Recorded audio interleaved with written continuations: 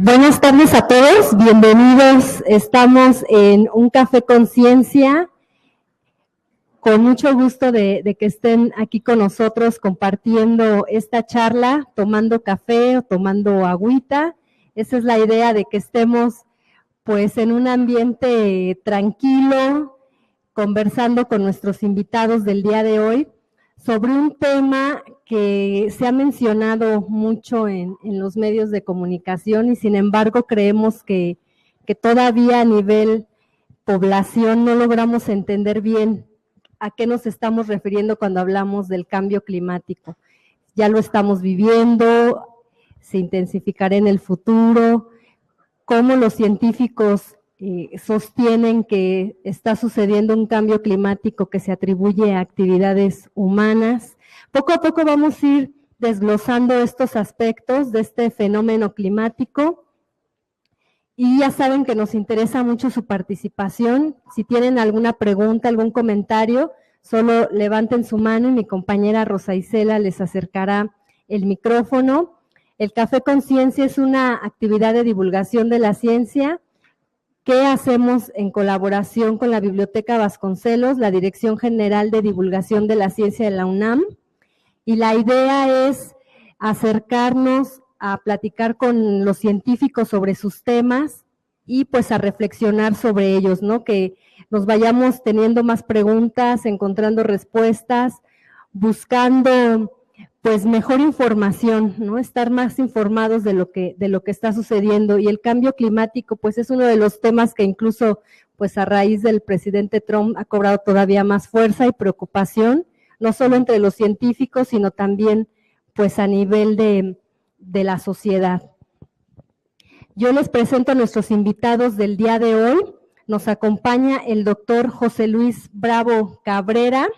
Él es investigador del Centro de Ciencias de la Atmósfera de la UNAM. Sus líneas de investigación son estadística en meteorología, variabilidad climática, radiación solar y ozono atmosférico. Pues es especializado en el tema de cambio climático y radiación solar. También nos acompaña el doctor Joan Albert Sánchez. Él es investigador del Instituto de Ciencias del Mar y Limnología de la UNAM. Y bueno, él se ha especializado en el uso de radiotrazadores e isótopos para el estudio de procesos ambientales, con especial énfasis en el mar. Nos va a hablar de procesos bioquímicos, algunos estudios que él está realizando, sobre todo de el impacto del cambio climático en organismos como los corales, y por qué es importante también el monitorear el cambio climático desde el mar. También nos estará platicando de eso. Y yo quisiera comenzar, doctores, que pudiéramos platicarle a nuestro público, cuando hablamos de cambio climático, clima, tiempo meteorológico, o sea, si un día como, o sea, que estamos en primavera y de repente amanece mucho frío, es cambio climático, ¿cómo podemos distinguir estos aspectos para irnos adentrando a lo que es este fenómeno? Bueno, primero me gustaría hacer una distinción entre clima y tiempo. Clima se define a las condiciones del tiempo a lo largo de un periodo, redundantemente decimos, de tiempo.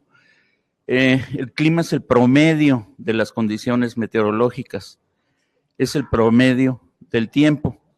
Por ejemplo, ahorita tenemos tiempo nublado, pero el clima corresponde a clima de principios de verano.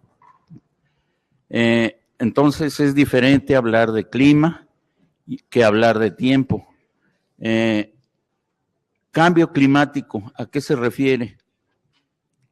Se refiere al cambio de las condiciones promedio a lo largo del tiempo, a lo largo del paso de los años. Esto no es de un día para otro. Los cambios que hay de un día para otro son los cambios de tiempo. Eso sí, mañana podrá estar, ahorita el tiempo está nublado y mañana podrá estar el tiempo soleado, lluvioso. Ese es el tiempo. El clima es el promedio, podríamos decir el número de días nublados, el número de días soleados, el número de días con precipitación, la cantidad de días con precipitación a lo largo del tiempo. ¿Qué podemos entender por cambio climático? Bueno, cambio climático, cuando uno habla de cambio climático, pues está uno hablando de cosas muy generales. Pero cualquier cambio que haya en el clima, en las condiciones promedio, pues se podría entender como cambio climático.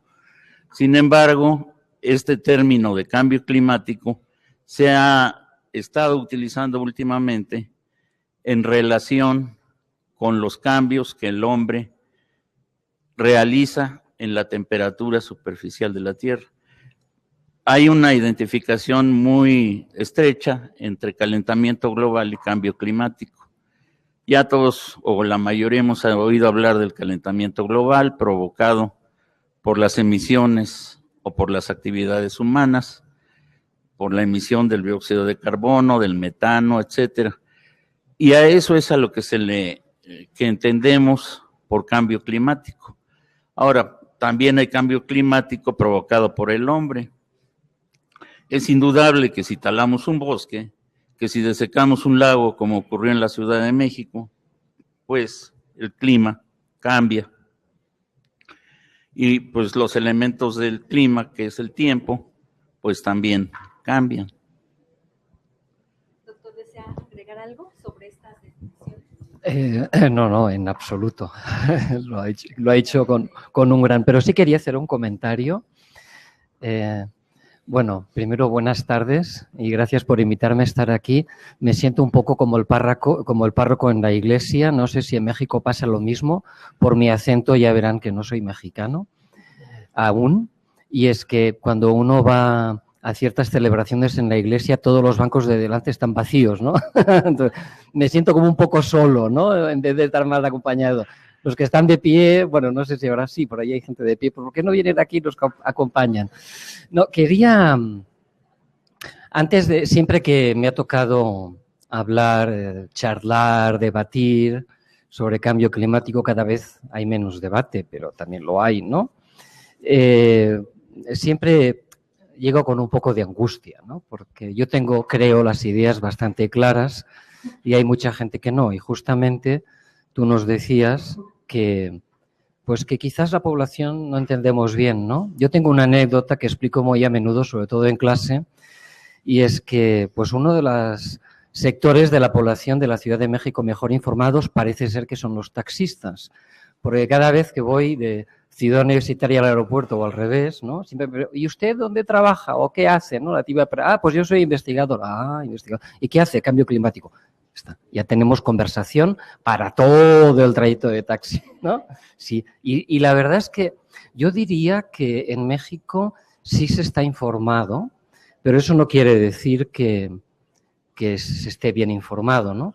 Porque inmediatamente la siguiente pregunta que hace el taxista es, ¿y usted cree en el cambio climático?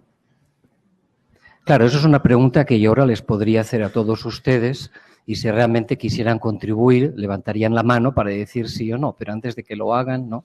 Les diría que la pregunta está mal hecha.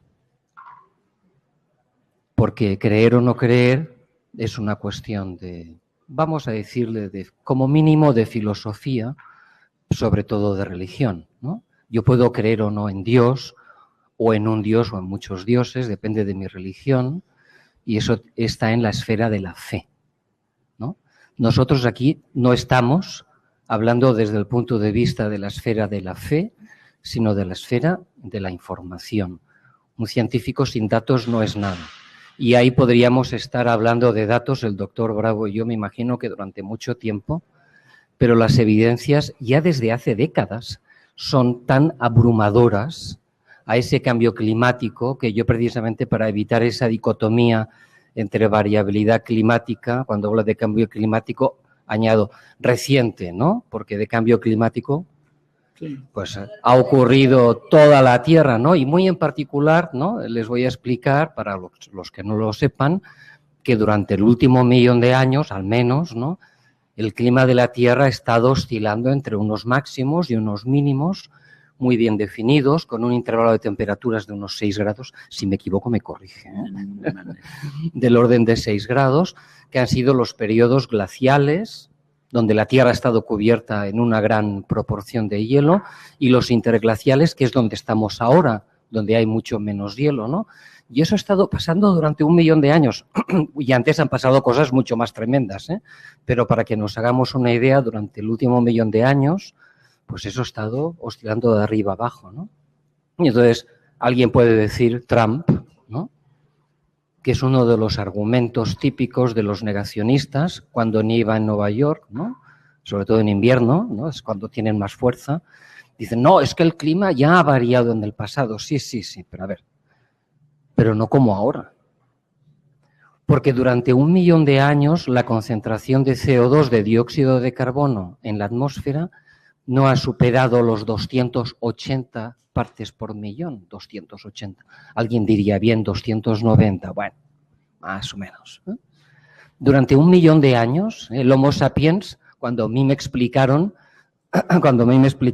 antropología, me decían que el Homo sapiens había aparecido la especie hace 40.000 años. Bueno, ahora ya se habla de 150.000, ¿eh? Son cosas bastante recientes.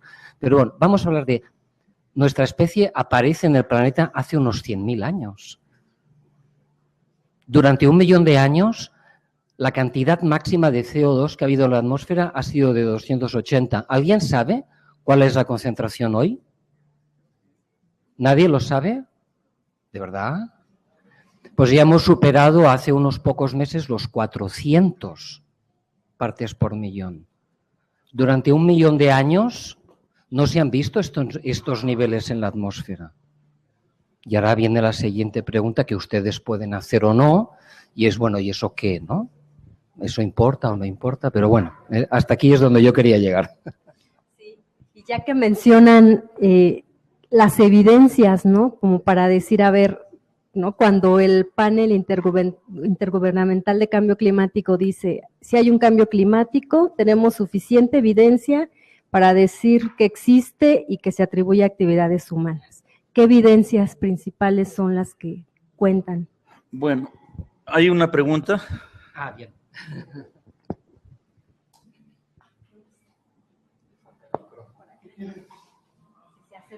Ya se puede quedar por aquí. Buenas tardes. La pregunta sería, no sé si me adelanto mucho, pero a veces el tiempo se va rápido. Entonces, Estados Unidos, uso intensivo de combustibles fósiles. Trump sale del protocolo de Kioto. ¿Qué tanto esto es una amenaza global con el fenómeno del calentamiento? O sea, ¿qué tanto esto es un proceso de autodestrucción a mediano plazo? No sé si estoy alarmista o no, pero creo que es un fenómeno muy complejo, pero también muy grave. Entonces mi pregunta sería, ¿qué pasa con estos factores? ¿Qué pasa con esos factores? Pues en efecto, como usted dice, es una amenaza muy grave. Y a mí no se me ocurre cómo podría evitarse esa amenaza. Si nos ponemos a pensar que la humanidad, como dice el doctor Sánchez, ha venido creciendo, ha venido incrementándose en cantidad y en necesidades en su vida diaria, se ha venido incrementando a lo largo de la historia y cada vez necesita más y más y más energía. Entonces, yo no veo cómo esto se pueda frenar. No ha habido forma todavía de frenar el crecimiento de la humanidad y cada una de las personas quiere llegar a un estándar de vida superior del que tiene ahora. Hasta ahora yo no me he encontrado nadie que diga, bueno, pues yo ahora ya no quiero seguir incrementando mi estándar de vida, ya no voy a querer horno de microondas, ya no voy a querer carro, ya no voy a querer esto, ya no voy a querer lo otro. No, todos queremos cada vez más cosas, más energía.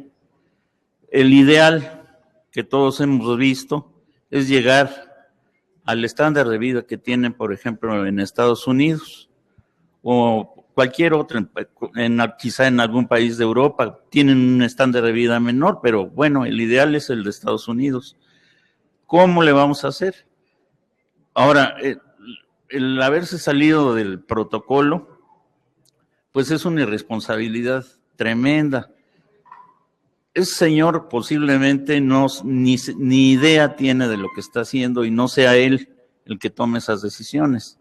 Porque detrás de ese consumo de energía, pues imagínense, están todas el desarrollo, la forma de vida occidental. ¿Cómo se podría cambiar esa forma de vida? Pues yo no lo veo. Y salirse del protocolo, pues es como taparse los ojos. ¿Qué va a pasar? Yo no sé cómo cómo la humanidad podrá controlar esa cantidad de energía que va a necesitar, no para para el 2050, los pronósticos que se hacen ahora, antes se hacían para el 2020, bueno, pero ahora ya se hacen para el 2050, y todos, pues son pesimistas, ¿no? ¿Cómo le vamos a hacer para hacer que disminuya la cantidad de gente en el planeta? Yo no lo veo. ¿Cómo le vamos a hacer? El consumo per cápita de energía en todo el planeta ha venido creciendo. ¿Cómo se le va a hacer para disminuir el consumo per cápita? Pues tampoco se le ve. Y es cuestión de vida o muerte, porque el consumo de energía está íntimamente relacionado con la producción de alimentos, y con la manera como podemos sobrevivir en este estándar de vida. Imagínense ustedes que de repente se dijera, vamos a reducir el consumo de gasolina a la mitad, y todo el transporte, sea de mercancías, sea de pasajeros, sea de lo que sea, de aviones, de todo, se reduce a la mitad. ¿Se imaginan ustedes qué caos sería esto? Entonces yo no le veo salida. Ya que menciona, bueno, las formas de vida, el consumo excesivo de energía, la quema de combustibles fósiles, por ahí nos adentramos al tema de las evidencias para decir de este fenómeno. Si podemos. Sí, bueno, ese es un tema muy, muy difícil de tratar, porque pues cuando se empezó por ahí de 1700 y tantos que se inventaron los termómetros, etcétera, pues ni quien pensara en que esos datos tendrían que ser hubieran tenido que ser indispensables para demostrar qué es lo que estaba pasando con el clima. Eran como una curiosidad, medir la temperatura del aire, cuál ha sido la temperatura promedio de algún lugar. Una de las series más largas de temperatura está en Inglaterra y pues es como una curiosidad. No se pensaba en que esto fuera tan indispensable. ¿Cuál es la manera, como dijo el doctor Sánchez, de demostrar que realmente se está calentando la atmósfera? Pues midiendo. No hay otra manera de saber si se está calentando o no. Pero las medidas formales que son realmente útiles, que podrían ser realmente útiles para demostrar el calentamiento de la atmósfera, empezaron por ahí de 1950. Antes que eso, pues las medidas eran casi como una curiosidad, la meteorología no se le tomaba demasiado en serio. A partir de 1950, pues incluso hasta en México, las mediciones son más formales. Ahora, imagínense ustedes que tuvieran que medir a diario para obtener un buen promedio la temperatura de algún lugar, pues es una tarea colosal. Se descompone el termómetro, lo tienen que cambiar. Cambian el termómetro, pues tendrían que comparar con las mediciones anteriores, que no sean discontinuas, que el termómetro esté midiendo. Bueno, ya hablo de termómetro por hablar de algún parámetro, ¿no? Pero puede ser cualquier parámetro meteorológico. Tendrían que demostrar si están midiendo exactamente lo mismo, si no hay una diferencia entre el aparato anterior y el aparato actual, que resulta ahora que tuvieron que cambiar de lugar la estación meteorológica porque pues aquí ya no la pueden tener porque vamos a construir un parque. vamos a construir esto, vamos a construir lo otro, pues vamos a cambiar la estación meteorológica y resulta que en el otro lado, donde ahora van a medir la temperatura promedio, es 1 grado menos. Nos damos cuenta que tenemos que hacer esa corrección. Entonces, en esa particular serie, ¿qué tan buena es esa serie? Pues es tan buena como la corrección que nosotros le podemos hacer a esa serie. De modo que para demostrar realmente un cambio en cualquier parámetro meteorológico, se requiere de observaciones de gran calidad, y estas observaciones de gran calidad no tienen demasiado tiempo. Con mucha suerte, tenemos observaciones de calidad desde 1950. Y todavía, para complicar más el panorama, resulta que las personas que hacen las mediciones, al menos aquí en México, las mediciones en las estaciones climatológicas, pues no tienen la mejor preparación, la preparación que quisiera un profesional para lograr demostrar un calentamiento global o una variación en cualquier parámetro. Entonces, lo primero que hay que hacer para poder demostrar eso del calentamiento, que están ocurriendo cambios en el clima, pues es tener una serie de datos intachable. Y para hacer eso se necesita mucho trabajo de estar revisando las estaciones, los resultados de las estaciones, estar corrigiendo.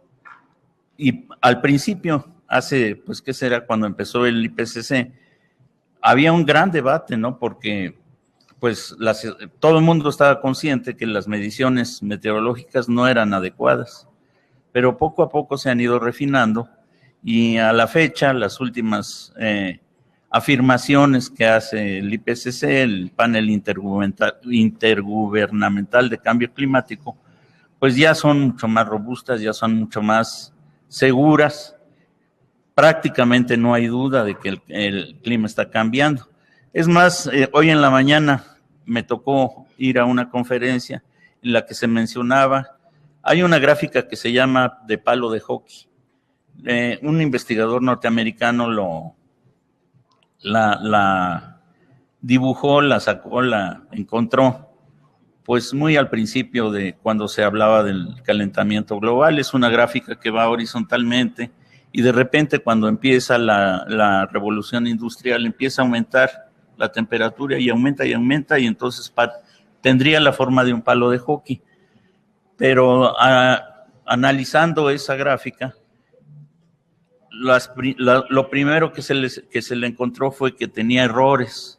Entonces hubo que corregir los errores, finalmente se corrigieron esos errores y sigue vigente esa gráfica de palo de hockey, que cuando la ve uno, pues no deja lugar a duda de que se está calentando la atmósfera. Y está cuantificado en que más o menos desde principios de la revolución industrial ha subido la temperatura casi 1 grado, ¿no? 0,85 creo que es el número oficial, ¿no? Me gustaría retomar la pregunta, porque me gustaría reforzar algunas de las cosas que ha dicho el doctor Bravo sobre el protocolo de Kioto y los combustibles fósiles, ¿no? Yo no sé si ustedes son muy conscientes de lo que ha ocurrido con la población del planeta durante los últimos miles de años, ¿no? Si les dibujara una gráfica de la población del planeta desde el Homo sapiens, veríamos una población que va aumentando lentamente, a veces baja, ¿no? Las pestes medievales, ¿no? Las grandes guerras, y de repente empieza a subir, pero de una forma exponencial, ¿no? Yo cuando era pequeño me acuerdo mucho de ese momento, no sé por qué me quedó tan grabado, me decía un profesor maestro, no sé, estaba en primaria, no me acuerdo en qué año, ¿no? Que en el planeta había 2.000 millones de personas, ¿no? Y se me quedó ese número grabado. Yo era incapaz de entender qué significaba 2.000 millones de personas. Bueno, yo soy aún incapaz de entender qué significa una ciudad de 21 millones de personas, ¿verdad? Ya lo voy entendiendo, ¿no? Pero era un número que me sobrepasaba, ¿no? ¿Cuál es la población del mundo en estos momentos? ¿Lo sabe? ¿Alguien sabe?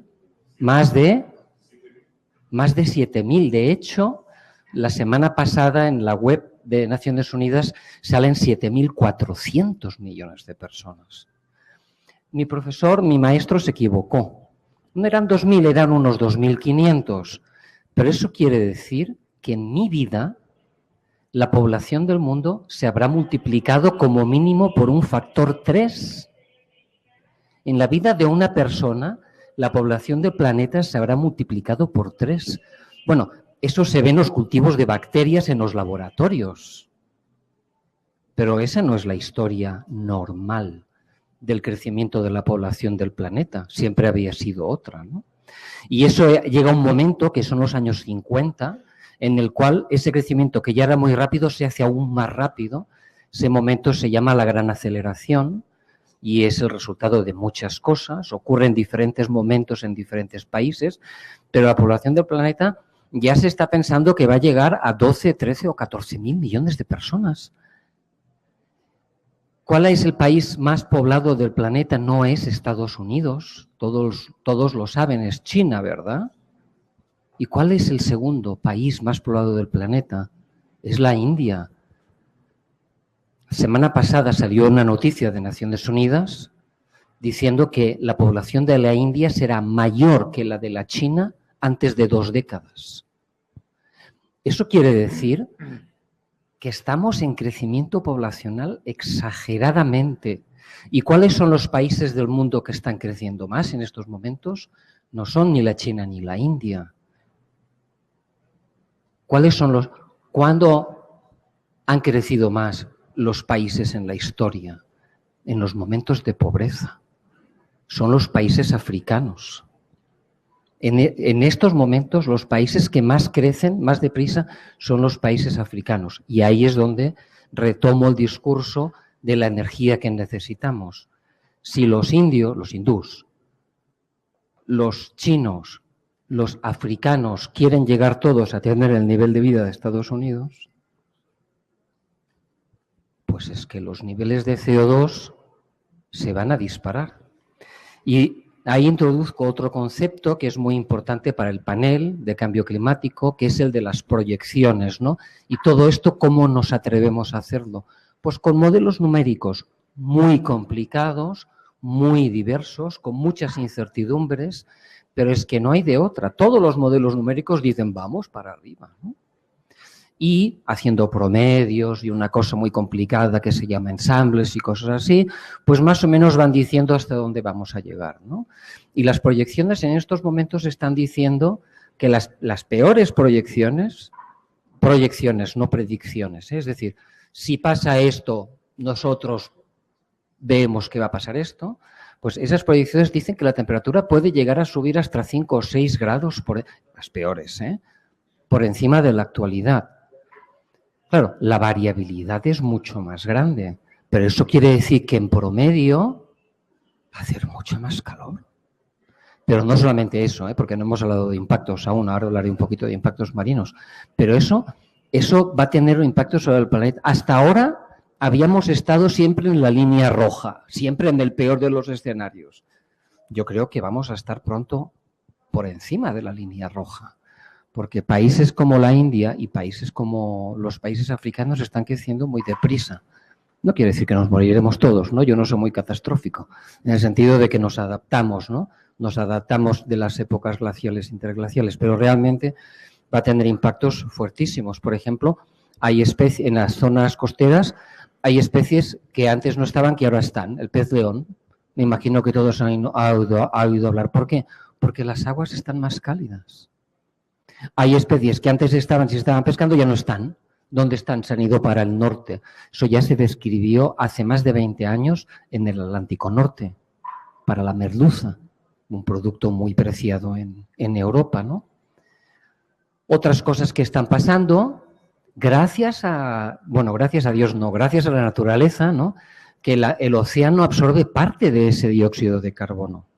Porque si no la temperatura ya habría subido esos 4, 5, 6 grados. Pero ¿qué pasa? Que ahora resulta que las aguas que tienen más CO2 son más ácidas. Claro, es que, como decía en un artículo muy influyente Stefan, ¿no? Pues es que desde mediados del siglo XX está creciendo el número de McDonald's, el número de habitaciones de hotel, el número de personas, todo se va para arriba, todo se va para arriba, ¿no? Y eso, querramos o no, pues lo vamos a pagar, ¿no? Y la pregunta, vuelvo antes, ¿cree usted en el cambio climático? No, pues es que ya lo estamos viendo. Ya lo estamos viendo en muchísimas manifestaciones. El nivel del mar está subiendo. Esa es una de las evidencias más claras, ¿eh? Cualquier registro de nivel medio del mar en el mundo está mostrando aumentos como mínimo, bueno, depende del lugar, ¿no? Técnicamente hay temas a discutir ahí, ¿no? Pero en promedio está subiendo entre 3 y 4 milímetros por año.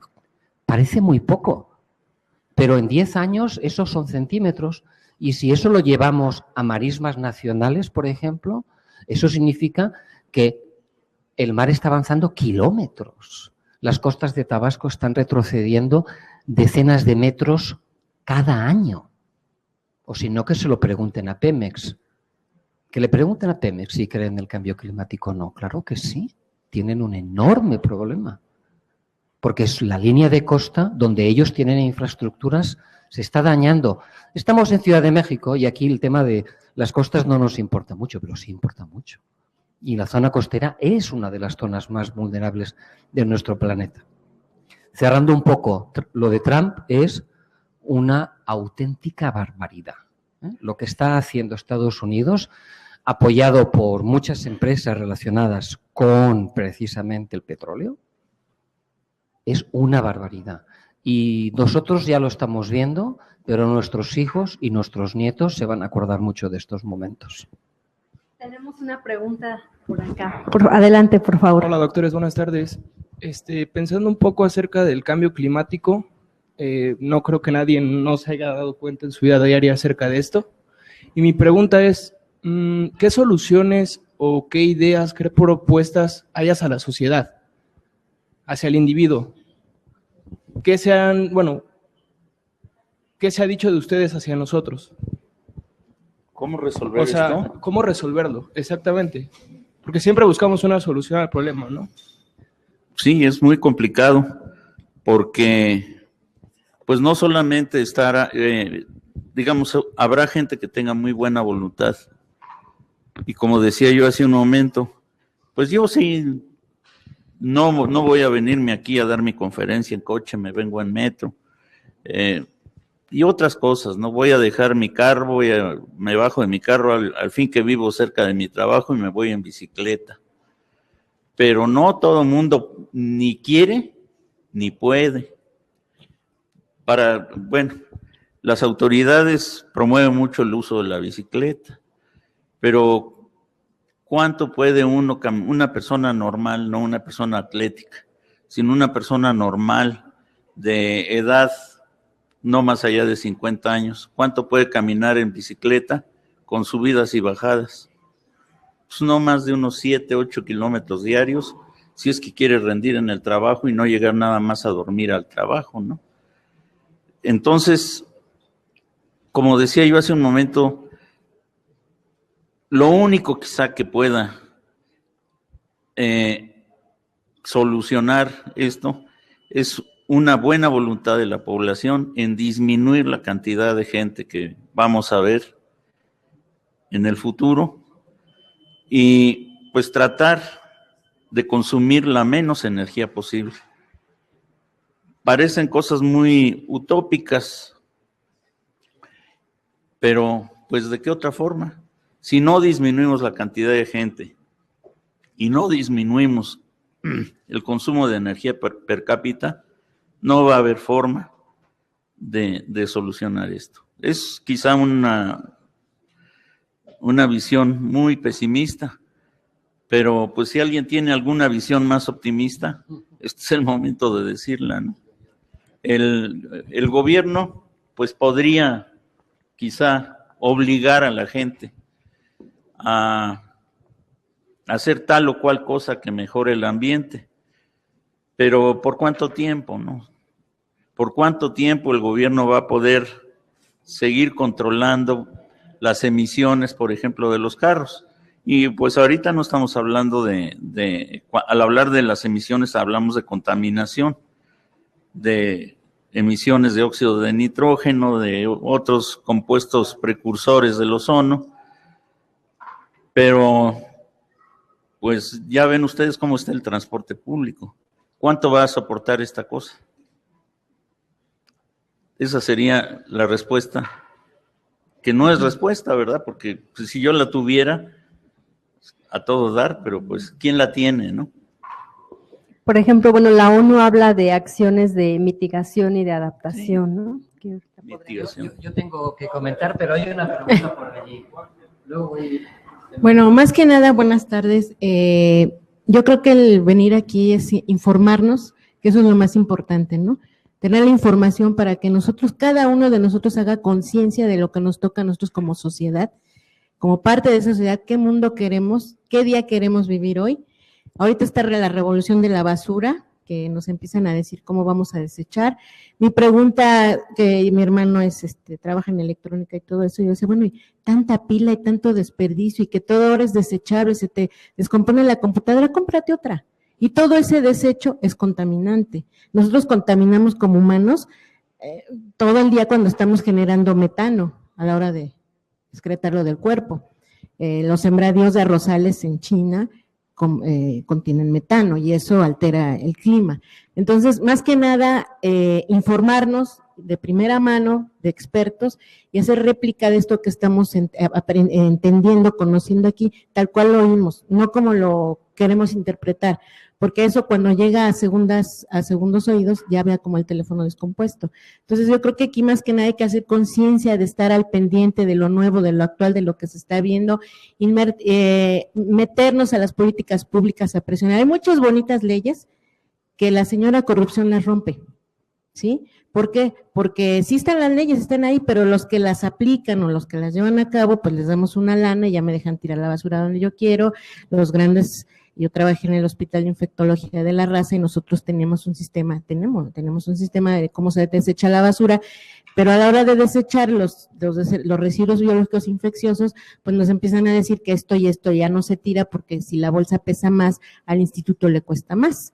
Y entonces en ese momento ya la basura, los desechos, porque ya no son basura, son desechos, se empiezan a combinar y entonces vamos a generar otro tipo de contaminación. Entonces aquí yo siento que más que nada andamos en la desesperación de buscar la respuesta perfecta, pero yo creo que la respuesta está en nosotros al hacer conciencia de dónde vamos a tirar esa basura, qué vamos a gastar, si es más fácil caminar. Desgraciadamente no tenemos una educación vial, no tenemos una educación para empezar.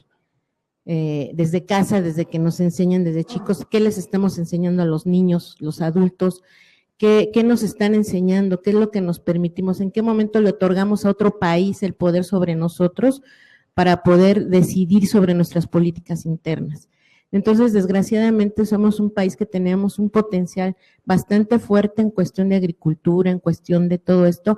Se ha visto que los grandes desastres y las grandes poblaciones afectadas son las más pobres porque ellos buscan vivir en las zonas costeras, en los ríos, en zonas que se están deteriorando cada vez más. Y ahorita si nosotros vemos los espacios donde estamos viviendo, lo que era una vecindad de los años 50, ahorita ya la tiraron y van a hacer mega unidades habitacionales de 2x2, y el agua, porque ahí viene otra pregunta, el agua. Entonces, ahorita ya se están buscando otros planetas para poder ir a vivir y los a contaminar en vez de cuidar ¿no?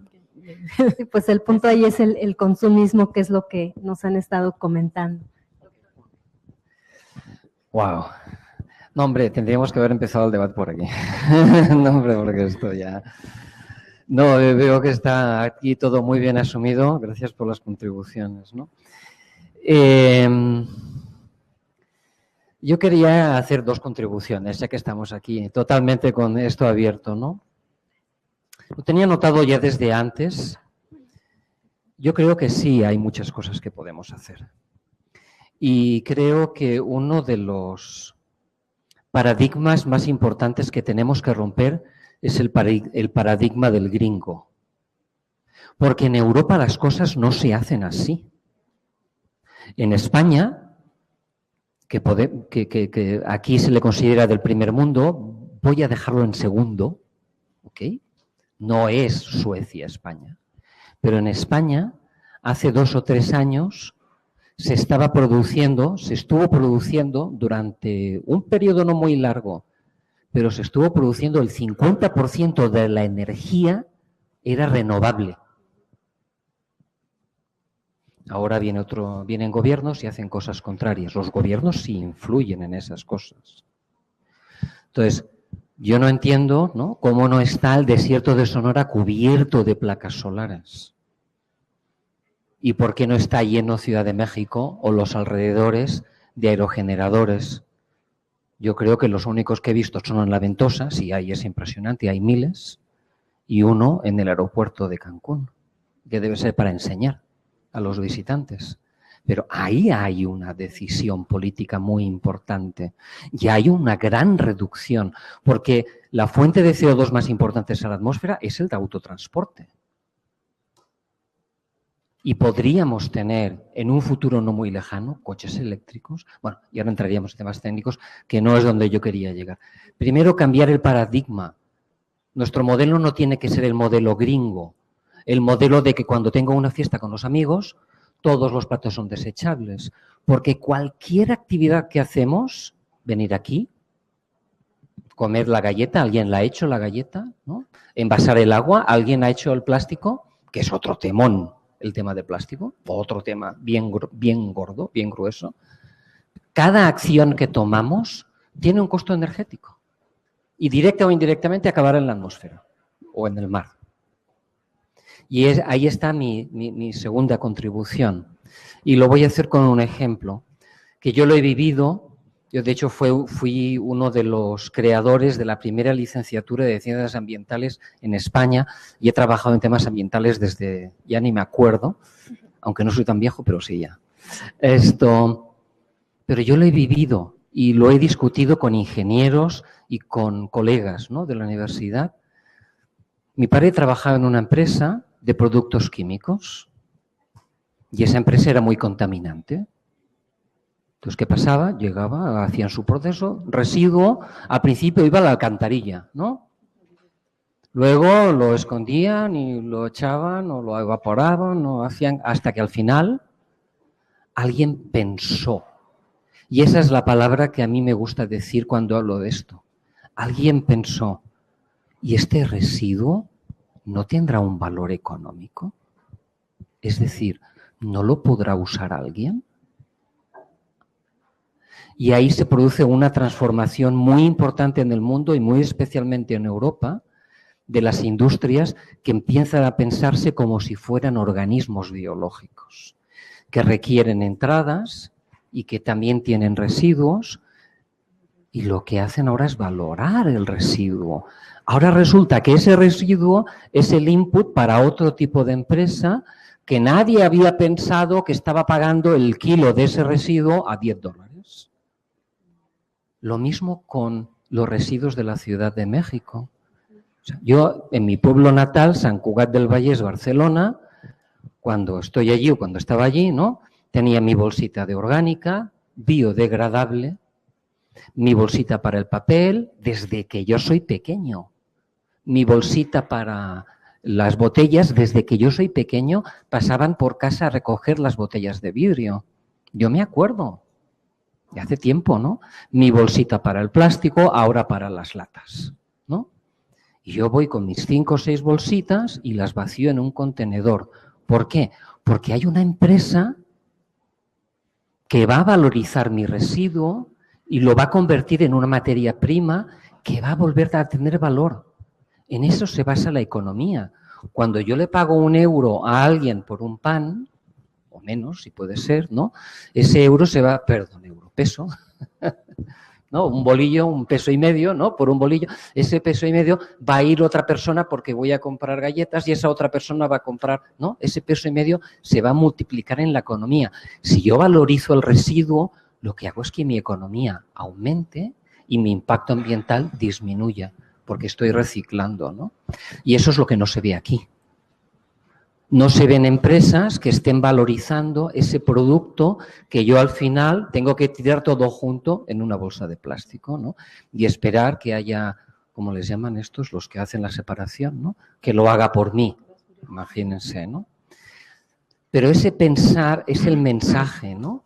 Primero, los gobiernos no pueden hacer prácticamente nada. Lo que dice el doctor Bravo es verdad. Si somos más de 7.400 millones de personas, ¿qué pueden hacer los gobiernos? Pueden favorecer, eso sí, medidas de mitigación como las energías renovables. Bien, eso sí lo pueden hacer. Y lo deberían hacer. Pero hay tantísimas cosas que no pueden hacer porque el cambio que requerimos es cultural.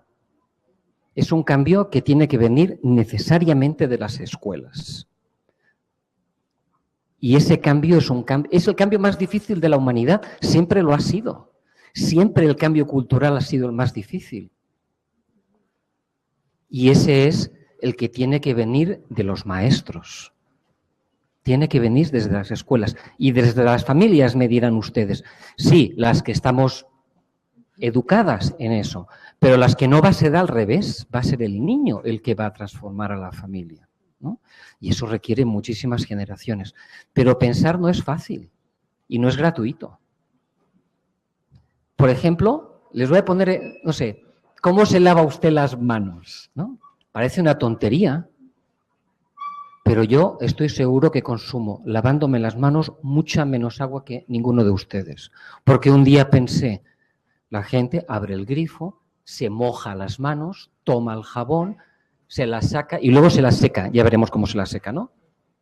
Pero yo no. Yo primero tomo una gota de jabón, si es líquido, yo tengo jabón líquido en mi casa, y con una gota de jabón sin agua me paso el jabón en todas las manos. Solo necesito el agua para quitarme el jabón y ya me he limpiado las manos.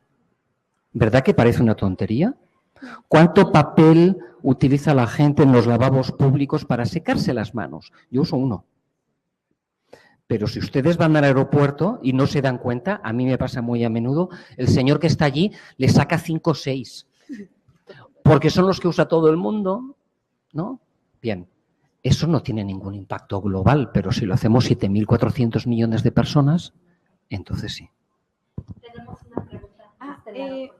Bueno, buenas tardes. Bueno, sabemos más o menos lo de la Agenda 21 y que hay algunos propósitos o tienen algunos como retos. ¿Qué tan buenos o qué tan viables los ven ustedes? O sea, ¿creen que sí sean buenos, que sí se están cumpliendo o algo así? Porque digo, eso nos sirven demasiado y ayudan mucho, por ejemplo, para esto del cambio climático a que reduzca. Entonces, ¿son algo bueno? Bueno, yo quisiera primero saber a qué se refieren con eso de Agenda 21. Bueno, es que a mí alguna vez me comentaron de una agenda que eso es un como tratado entre varios países que se juntaron y se firmaron y se comprometieron, por ejemplo, a que en tantos años su energía, no sé, el 20% fuera de energías renovables. Entonces hay como varios como retos entre esos países que se comprometieron a firmar. Son estos. Ajá. Sí, a eso se refiere, sí. No, pues indudablemente que si todos estos países se ponen de acuerdo para disminuir el impacto que tiene el ser humano en el clima del planeta, pues tiene que ser una cosa buena.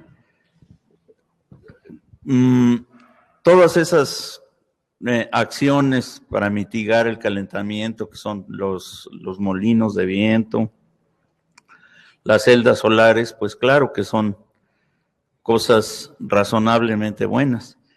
Sin embargo, hay que pensar en el impacto. No solo, bueno, una vez que ya está construido, pues qué bonito, ¿no? Los megawatts casi gratis con el viento o con el sol. Pero en el proceso de construcción también hay que pensar qué tanta energía, qué tantos insumos, qué tanto se contaminó y se perjudicó al planeta en la construcción. Yo no soy especialista en eso le correspondería a un ingeniero, yo soy más bien matemático. Pero me parece que hay que pensar muy delicadamente en lo que puede uno hacer, porque, por ejemplo, el doctor Sánchez mencionaba cubrir el desierto de Sonora con fotoceldas. Pues sí, muy bonitos megawatts solares, pero ¿y el impacto al medio ambiente? Aunque es un desierto, pues también tiene sus ecosistemas. Y este pues es un ejemplo extremo. También los molinos de viento alteran el ecosistema.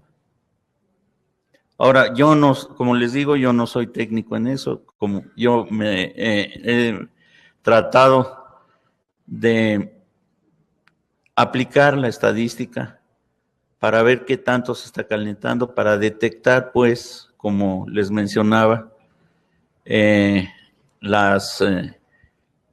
testificar, pues, de algún modo que está ocurriendo un cambio en el clima, de modo que poco podría yo decirles acerca del impacto que tiene también tratar de reducir las emisiones. Claro, una vez que ya está construido el equipo para reducir las emisiones, pues qué bueno, ¿verdad? ¿Cuánto va a durar? Eso se llama investigación de operaciones. ¿Qué va a ocurrir con el proceso de fabricación? ¿Vale la pena? Pues yo no lo sé, quizá aquí el doctor Sánchez nos puede hablar más de eso. Sí, hay una cosa que se llama análisis de ciclo de vida, que en ecología industrial, de hecho, en el cual se analizan esas cosas, ¿no? Y las tecnologías actuales de fotoceldas, por ejemplo, la eficiencia que tienen las fotoceldas actualmente y los aerogeneradores industriales, que no los pequeños, los realmente grandes, superan mucho el impacto económico sobre el ecosistema. Yo cuando decía cubrir el desierto de Sonora era una exageración, ¿eh? Por supuesto que no me imagino todo el desierto. Pero hay en España y en el sur de Europa zonas agrícolas donde de repente una pequeña porción, una hectárea quizás, en vez de tener tomates, papas o ejotes, tienen placas solares, porque esa energía se vende a la red y es una forma en que el agricultor también obtiene rendimiento. Por supuesto, no cubre todo su campo de eso, porque también tiene que comer, ¿no? Y todo el mundo, ¿no? Querría responder un poquito también al tema de la Agenda 21. Mira, el tema de la Agenda 21 es una cosa que ya tiene muchas décadas, porque es un concepto que se ha establecido a nivel internacional, pero yo no sé aquí en México, pero en España, en ese momento que se generó esa idea, empezó a filtrar a lo largo de toda la sociedad. Las ciudades tienen Agendas 21, las colonias tienen Agenda 21, las escuelas tienen Agenda 21, ¿no? Y para mí es muy positivo como proceso de reflexión, justamente volviendo al tema de pensar, ¿no? Yo no sé qué tan efectiva será la Agenda 21 internacional. Quiero pensar que poco. Yo he trabajado para Naciones Unidas y sé cómo funciona el mundo diplomático. Y cómo funciona, como lo estamos viendo, que ahora uno no quiere y no quiere. Y que cuando hay que firmar un acuerdo en la Organización de Estados Americanos sobre un cierto país, pues tampoco se llega a un acuerdo porque hay unos cuantos que no están de acuerdo, ¿no? Entonces, la diplomacia no es la forma de resolver los problemas, ¿no? Pero el inducir ese proceso de reflexión para mí tiene mucho valor. O sea, tiene mucho valor que la gente se siente, piense, discuta, habla, comparta, ¿no? Todo ese tipo de cosas son cosas que para mí tienen mucho valor, ¿no? Porque finalmente creo e insisto que la solución está en cada uno de nosotros. Pero claro, no es lo mismo cada uno de nosotros, gringo, mexicano, etíope, hindú, chino o de Zambia. Cada uno de nosotros vamos a tener que reflexionar, ¿no? En el sentido de que para un africano quizás la pregunta no es tanto cuánto papel necesita para secarse las manos, sino qué va a comer mañana. Y en ese sentido, esa evolución económica es imprescindible. O sea, yo respeto tanto mi vida como la de cualquier otro. O sea, yo no voy a decir, usted se va a morir porque no puede comer, ¿no? Al contrario, haré todo lo posible para que no se muera dentro de mis capacidades, ¿no? Y eso lo tenemos que asumir a nivel internacional. O sea, no podemos decir a Namibia, no, ustedes no pueden crecer más. Lo que tenemos que hacer es dejar nosotros de crecer en el consumo a través de actitudes sostenibles. Ya no hablo, fíjense ustedes, de la economía sostenible. Estoy hablando de la actitud sostenible, porque finalmente eso transpira en todo, hasta finalmente en el empresario, porque el empresario también tiene una familia, también tiene unos hijos y también tiene un criterio, ¿no? Empresarios de cualquier tipo. Tenemos acá preguntas, ya vamos a ir casi cerrando y todavía nos falta hablar de los impactos un poco de ya vamos a ir. Buenas tardes, mi nombre es Vania y bueno, ahora que mencionaban acerca de la valorización de los residuos, no sé, más bien se me vino a la mente una nota que vi que se querían incinerar los residuos para generar electricidad para que funcionara el metro de la Ciudad de México. Y no sé qué tan cierto sea el mito de que a lo mejor el incinerar estos residuos podría provocar un impacto o, digamos, emisiones a la atmósfera, pues, significativas. No sé qué tan viable sea incinerar estos residuos para generar energía o qué tanto impacto, qué tanto impacto se le da a la atmósfera.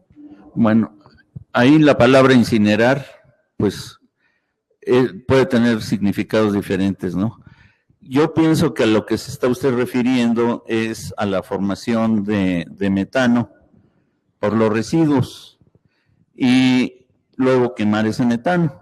Ya es un proceso, pues, bastante empleado en muchas partes, que los desechos orgánicos, a través de procesos de bacterias, se descomponen, producen metano, el metano se quema y es mejor quemar metano que quemar gas butano o que quemar hidrocarburos.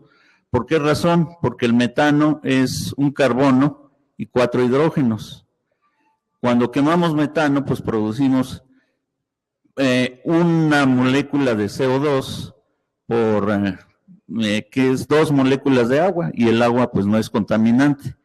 Si quemamos gasolina, por ejemplo, o gas butano, tiene más carbonos en su cadena. Tiene metano, etano, propano, butano, tiene 4 carbonos. Entonces produce en proporción con la producción de agua al quemarse, produce más CO2. Entonces, de todos modos, se está produciendo CO2 al quemar metano, pero se produce menos que, por ejemplo, quemar combustóleo o quemar cualquier otra materia, cualquier otro hidrocarburo. Por eso es que se prefiere quemar el gas natural, el gas metano. Sí, por supuesto, sería aprovechar de una mejor manera la energía química que tienen el material, la materia orgánica, al descomponerla, que quemarla en un incinerador que se llama de altísimas temperaturas, que deja polvito, ¿no? Nada más. Pero ahí sí se consume, las cadenas de carbono que forman la materia orgánica, carbono, oxígeno, nitrógeno, etcétera, pues, ¿cómo decirle? Producen más CO2 que primero degradándolas mediante una descomposición química y quemar lo que resulta. Para apoyar eso, porque el metano también es un gas de efecto invernadero. De hecho, es un gas de efecto invernadero 25 veces más potente que el dióxido de carbono, o sea que quemarlo es una buena opción. Estamos convirtiendo 25 en 1 también, ¿no? Hay mucha investigación, pero ese es otro paradigma, ¿no? En Europa ya se está haciendo mucho. La fuente de metano puntual más importante que existe en el planeta son los residuos urbanos.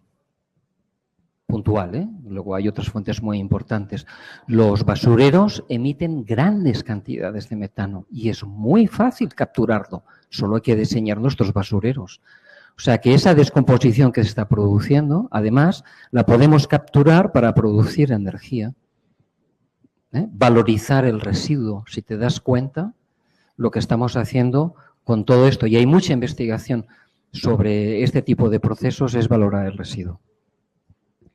Y también nos llega una pregunta que nos hacen a través de internet, que ya en parte hemos comentado de cómo se puede disminuir cada persona, bueno, la cantidad de consumo de energía, y pues ya lo hemos abordado un poco, ¿no? El hecho de reutilizar, ¿no?, los residuos, el utilizar menos el vehículo y el ahorrar sobre todo en los objetos que consumimos, ¿no? Reducir nuestras fuentes de consumo. Y tenemos por ahí la otra pregunta, ¿dónde están? No los veo.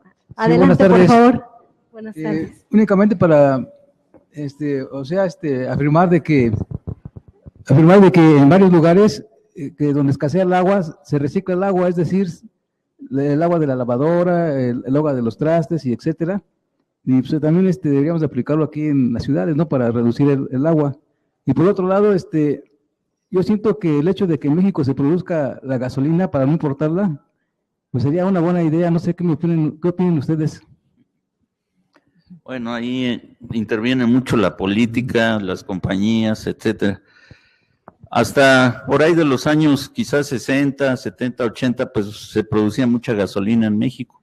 Pero precisamente hoy en la mañana, como en un intento como para prepararme para esta plática, estaba yo leyendo un artículo que ahora se importa hasta el 60 y tantos % de la gasolina. Y no creo que sea por gusto. Debe de ser, yo no me imagino la cantidad de presiones que hay para producir gasolina o para importar gasolina. Son presiones pues puramente económicas. Y cuando entran las presiones económicas, como que la razón, el pensamiento, como dice el doctor Sánchez, se va a un lado, ni quien piense cómo va a perjudicar al ambiente. Si consigue que México importe 64% de la gasolina que consume y las refinerías que actualmente proporcionan esa gasolina ganan una cantidad inmensa de dinero. Precisamente yo pensaba el señor ese de la Secretaría de Energía, Codwell, ¿qué presiones tendrá? ¿Qué idea tendrá de lo que está haciendo al importar esa cantidad de gasolina? Claro, él tiene que pedir autorización, me imagino que al Congreso, no sé a quién, para hacer esas importaciones bárbaras de gasolina. Pero ahí pues interviene mucho la política, la economía, es un problema muy complicado, multifactorial. Nosotros hablamos ahorita del crecimiento poblacional, pero pues imagínense, no solamente son esos factores, hay gran cantidad de factores que presionan en una dirección, en otra, y el resultado es este. ¿Cómo podríamos cada uno de nosotros, como decía nuestra conductora, pensar en disminuir? Pues cada quien en nuestra vida cotidiana, yo estoy seguro que tenemos el suficiente criterio para pensar, no, pues mejor no caliento el café el agua para hacer café a 96 grados y luego la enfrío a 50 grados para podérmela tomar. Mejor nada más la enfrío la caliento 50 grados, o como se mencionaba de las toallas, en fin, todos tenemos en nuestra vida cotidiana una idea de cómo podríamos economizar energía. Me quedó muy clara la respuesta. Bueno. Si me permites, porque sí que querría retomar una de las dos contribuciones, porque hablaba del agua, ¿no? Y de hecho había salido antes el agua y no hemos llegado al agua. Ya que salió el agua, dejadme decir dos frases. Bueno, en las cápsulas espaciales se recicla todo el agua. Y cuando digo toda, me refiero a toda. ¿Sí? Y en los viajes de que se puede, ¿no? Y otra cosa que también es un paradigma que está cambiando ya en Europa, y aquí no he visto aún nada. Si ustedes calculan la superficie de los edificios donde viven y lo que llueve en Ciudad de México, se llega a una cosa que se llama autosuficiencia. ¿Cuánto agua bebemos al día? 2 litros. ¿Cuánta gastamos al día? Centenares. De la que no bebemos, toda, prácticamente toda podría ser agua de lluvia. Y eso requiere otra vez que pensar.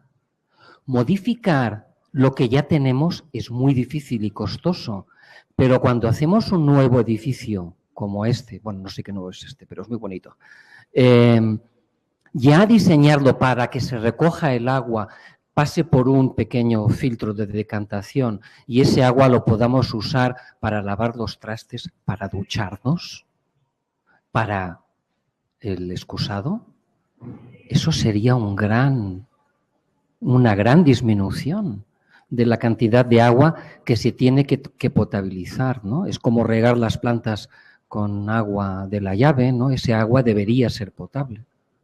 Entonces, esa también es otra de las cosas que podemos hacer, ¿no? Y hay varias preguntas, vamos a ir escuchándola una por una y vamos a darle respuesta al momento, por favor. ¿Dónde están nuestras preguntas? Adelante, Gracias. por favor. Me quedó claro que la respuesta a la solución del cambio climático es la educación del individuo y la información hacia el individuo, hacia la sociedad. Pero, ¿de qué forma, yo siendo ya un individuo que sabe del tema, no mucho, o sea, hablándolo, cómo puedo hacer o de qué me puedo apoyar para que toda la gente sepa y se eduque acerca del tema? Y podamos quizás, no sé, llegar a una solución. No una solución así, pero puede haber algo, ¿no? Porque el crecimiento de la población influye, ¿no? Ahorita les damos. Y ese crecimiento de la población es humana, ¿no? Y siento que si está educado el humano, pues bueno, puede cambiar. Pero ¿de qué forma me puedo apoyar yo para que toda esa información llegue a los demás? Okay. Vamos a la siguiente y ahorita vamos dando la respuesta. Bueno, buenas tardes. Yo un poquito para hablar de la contaminación de los océanos. Pues me gustaría saber del efecto que tiene sobre los corales, sobre los arrecifes, los contaminantes emergentes como fármacos, como pues todos los agrotóxicos, todo lo que se está virtiendo al mar, así como de forma indirecta.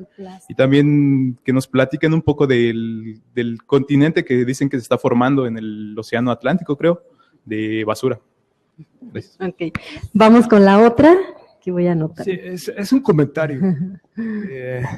Bueno, en realidad apostamos a mezclar energías. Ahora, el tema de la exportación de hidrocarburos, tenemos que ver que son esenciales para el bienestar de la población. Buscar desarrollar esas tecnologías para poderlos procesar y no comprar combustibles, no comprar productos, artículos que son esenciales para la población. Entonces necesitamos mezclar energías. Un punto muy importante es buscar automóviles a gas natural. En efecto, está comprobado que contamina menos. Generar energía eléctrica para las grandes ciudades con energía de uranio 235. Sí, eso es muy importante.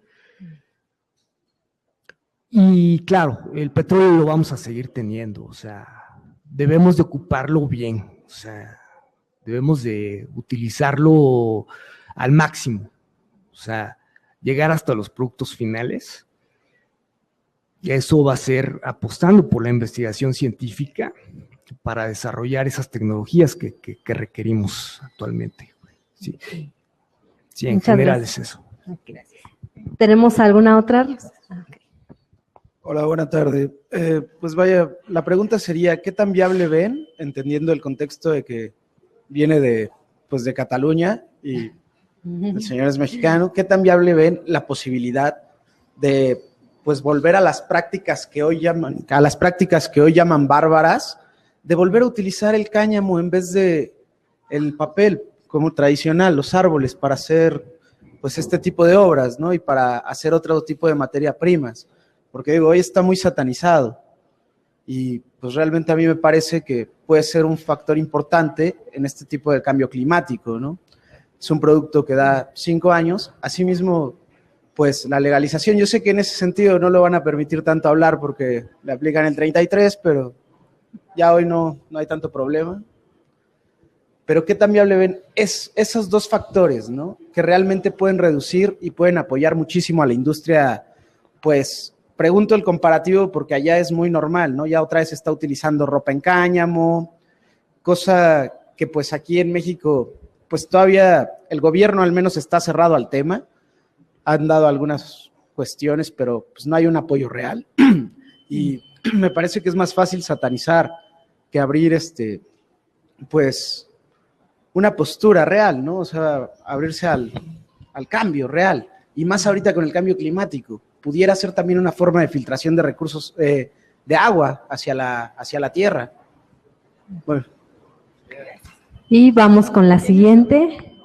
Okay, ¿ya son todas? Ya son todas. Vamos a empezar.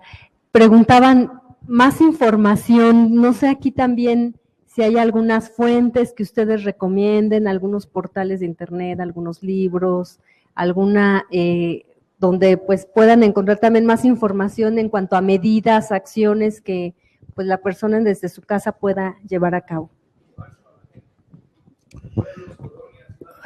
Bueno, los medios de comunicación pienso yo que son los únicos que podrían, si tomaran una buena conciencia del poder que tienen los medios de comunicación, difundir medidas para controlar el cambio climático, para controlar el desperdicio de energía, para hacer más racional el consumo de energía. Pienso yo que son los únicos que lo podrían hacer. Claro, a nivel de público en general, en las escuelas también, las universidades, etcétera, pero la incidencia de los medios de comunicación es diaria y varias horas al día. Si los medios de comunicación estuvieran más dispuestos a difundir, que la gente esté consciente de lo que tiene que hacer. Bueno, en parte, pues esto que estamos haciendo es utilizar los medios de comunicación de algún modo para difundir que hay un problema y que tenemos que resolvernos, si no nos puede ir muy mal en el futuro. Y añadiendo sobre eso, y ojalá tuviera razón, de que los medios de comunicación realmente tomaran el liderazgo, a mí me decían cuando era joven, si no crees en la justicia, hazte juez. ¿Entiendes, no? El mensaje. Es decir, yo creo que los que entendemos, los que ya tenemos información, y si no tenemos la sensibilidad, y fuentes de información hay muchísimas, hay que ir con cuidado con ellas, pero yo diría cosas como UNEP, fuentes internacionales, el propio IPCC, pero UNEP en particular tiene mucha material de divulgación. UNEP, PNUD, ¿no? No, PNUD, no, el PNUD, ¿no? Ok. Tiene mucha información, pero pues está en tus manos. O sea, finalmente la actitud, esa actitud reflexiva que cada uno debe tener, puede tener y debería tener esa componente, es decir, y ahora yo cómo lo transmito, ¿no? Yo al señor del aeropuerto le digo, ¿por qué me das 6? Yo solo necesito 1. Se me queda mirando con cara de asustado, pero a mí ya me ha pasado aquí. Cuando llegué de España en la Comer venía con mi bolsa, porque no quería bolsas de plástico, y ahora voy a retomar, bueno, no lo voy a retomar ahora, o sí lo retomo, el tema del plástico, ¿no? Le decía, no, yo llevo mi bolsa, y los señores, que tampoco se hace en Europa, pero bueno, los señores que me ponen, y las señoras que me ponen ahí las cosas, en las bolsas de plástico, decían, pero dentro de las bolsas de plástico, cuando yo llevaba mi bolsa, que por cierto tengo de hace más de 15 años, una. Desde el año 2014, además, de 4, además me acuerdo, ¿no? De cuando me la dieron, porque además me la regalaron, ¿no? Y es una bolsa. De hecho tengo 3, ¿no? Depende de lo que compro, llevo 1, 2 o 3. Entonces, ese tipo de reflexiones hay que hacérsela a la gente. ¿Qué pasa? Que ahora ya me lo preguntan, después de 5 años, ¿no? No debo ser el único, porque seguro que no he sido yo el único. Pero ya me lo preguntan. Si me ven con algo que ven que puedo poner, se lo ponemos ahí, ya no tengo que yo decir, le doy la bolsa, nuevamente ya me lo preguntas, y yo sí, claro, ¿no? Porque ya no me acordé de ponerlo, ¿no? Plástico. Bueno, es una exageración que se esté haciendo un continente nuevo de plástico. De hecho, lo que hay es mucho plástico. Pero es que, bueno, 1, 2, 3 botellas, ahora venía por aquí, ¿no? Y justamente cuando llegaba, los he contado, ¿no? Había como unas 20 personas sentadas. De esas 20 personas, 5 tenían una botella de Coca o de Nestí o de lo que sea en las manos. No, esto tiene una vida media en los océanos larguísima. O sea, este es uno de los grandes errores de nuestra sociedad. Y yo soy de ellos. O sea, yo cuando me hace falta, pues no tengo más remedio. Si voy al Oxxo, no me venden la Coca-Cola en la botella de vidrio. Me la venden en la botella o de aluminio, que entonces es peor, ¿eh? Por otros motivos, ¿no? Por el análisis del ciclo de vida. Con esto de los efectos en el mar. Sí. Retomando ese tema, el tema de los contaminantes es un tema muy complicado que merece un debate en sí mismo. Hay muchos efectos de contaminantes bien conocidos y otros no tan bien conocidos, lo que se llaman los contaminantes emergentes. Hay muchísima investigación sobre eso, pero esto es, y ahora voy a hacer una abstracción, el cambio global, ¿no? Lo que estamos haciendo en el planeta no es un cambio climático. El cambio climático es parte de una cosa mucho más grande, que aquí la hemos intentado ponerle el paraguas y el nombre de cambio climático, pero yo le llamo cambio global, ¿no? Cambio climático es parte de todo ese daño que estamos haciendo y uno de ellos es el de la contaminación. Ya no sé quién me hizo la pregunta de la contaminación. ¿Era por allá? ¿Quién era por allá? ¿No? Entonces, es un mundo, es decir, los contaminantes tienen efectos brutales, ¿no? Lo que sí sabemos es que hay zonas marinas y en las zonas costeras que hay muchísimos ecosistemas que están recibiendo impactos brutales. Yo no soy especialista en toxicología, no te puedo detallar qué es lo que está ocurriendo, pero sí estamos viendo especies que están desapareciendo, especies que están migrando. Y en el caso del coral, hoy en día la gran pregunta es cómo va a resistir o cómo ya está empezando a resistir el coral uno de los impactos del cambio climático que se llama la acidificación de los océanos. Es decir, ese CO2 que se absorbe en el océano y que hace que el pH esté bajando. Y de hecho está bajando. En la corriente de California, en los últimos 20 años, el pH ya ha bajado en más de 1/10. Me dirán, doctor, pero 1/10 no es nada. Los que hayan estudiado química sabrán que el pH está definido como el logaritmo de una concentración. La disminución de 1/10 de pH quiere decir que la concentración de los iones hidronio o hidrógeno positivo, que son los que cambian el pH, ha sido ya del 30%. En el Ártico ya se están detectando cambios de pH de 3 y 4 décimas en algunas zonas costeras. El efecto que eso va a tener sobre los ecosistemas marinos, mira, en realidad no tenemos ni idea, pero que va a ser brutal, seguro. Algunas especies están contentas, las fotosintéticas, como hay más CO2, los árboles crecen más. Hay efectos del cambio climático que son positivos. En Suecia ya no tienen que ir a pasar las vacaciones al sur de España, ya pueden hacer la barbacoa en verano en su jardín porque hace más calor y no es broma. Yo tengo amigos que me lo han dicho, de hecho, gente que trabajaba para mí. Habrá muchas especies, las fotosintéticas, que estarán más felices y en el mar igual hay más CO2, pero todas las que dependen de la formación de carbonatos, esas las van a pasar fatal. Y el coral es solamente una de ellas y la más visible. Pero lo más dramático es el fitoplancton calcáreo. La base trófica, la base de alimentación de toda la cadena alimentaria se va a transformar y ya se está empezando a ver que se está transformando a nivel planetario. ¿Qué efectos tendrá eso? I don't know. Y regresar a lo natural, a lo que analizaba. Ah, sí, la pregunta al catalán, ¿sí? Mira, yo ahí No te quiero dar una respuesta concreta. Gracias por decir que soy catalán. Efectivamente, soy catalán. Soy catalán y además soy independentista. Quiero hacer esta pregunta me la han hecho muchas veces de formas muy diferentes. Por ejemplo, en un congreso de cambio climático que yo organicé en Mazatlán, yo era el organizador, decían, es que lo indígena es lo más importante, ¿no? Lo natural es lo más importante, ¿no? Cuidado.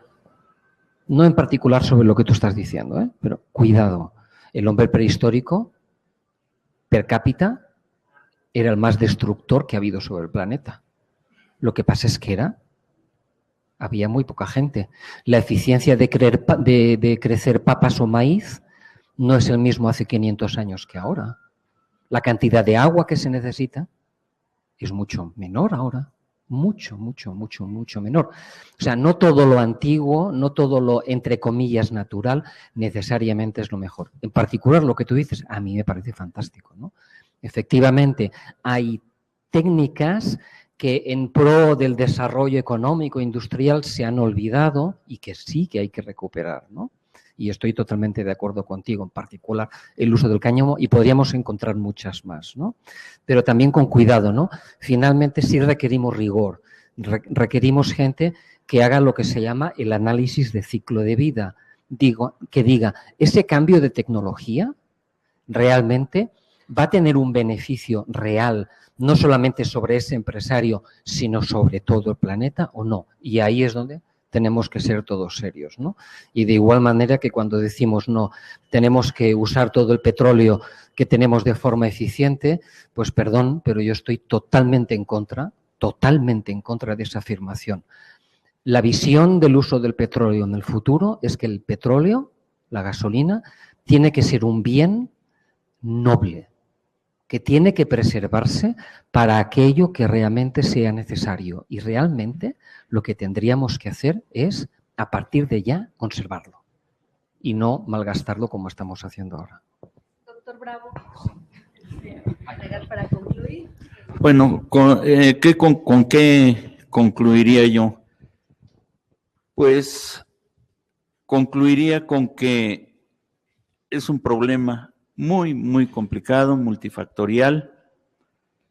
Imaginen ustedes lo que dice ahorita el doctor Sánchez, conservar el petróleo. Es que el petróleo no solamente sirve para quemarlo, sino es materia prima para gran cantidad de cosas, de productos muy importantes y que podrían tener gran importancia en el futuro para la supervivencia de la humanidad. Eso es lo que concluiría yo. Tener siempre en mente la supervivencia de la humanidad. ¿Cuánto va a sobrevivir y cuál va a ser la calidad de vida dentro de 100, 200 años? Quizá es mucho pensar qué puede pasar hacia adelante. Doctor, ¿algo que desee concluir? Una palabra, piensen. Pues les agradecemos mucho su presencia en este Café Conciencia sobre cambio climático y bueno, nada más unas sugerencias para quienes deseen información sobre ecotecnologías. Hay un libro disponible en línea, lo pueden buscar así, Ecotecnologías, lo editó el Centro de Investigaciones en Ecosistemas de la UNAM. También si entran a la página de la Dirección General de Divulgación de la Ciencia de la UNAM, hay bibliografía sobre energías renovables, sobre cambio climático que les puede servir para pues entender más de este fenómeno. Y le agradezco mucho al personal de la Biblioteca Vasconcelos el apoyo para la realización de este café, mi compañera Rosa Isela, yo soy Claudia Juárez de la Dirección General de Divulgación de la Ciencia y pues nos vemos el próximo 29 de agosto ya con otro Café Conciencia sobre transgénicos, estaremos hablando sobre ese tema y pues esperamos que nos acompañen. Sigan la página de la Biblioteca Vasconcelos para que vayan viendo cuándo son los próximos Cafés Conciencia. Muchas gracias. Doctor.